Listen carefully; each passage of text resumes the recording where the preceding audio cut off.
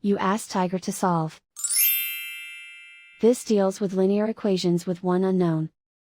The final result is n equals 27. Let's solve it step by step. Simplify the expression. Expand the parentheses. Multiply the coefficients. Simplify the arithmetic. Combine like terms. Group all constants on the right side of the equation.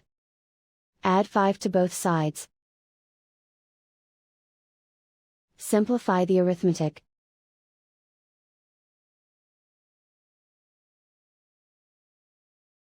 And so the final result is n equals 27.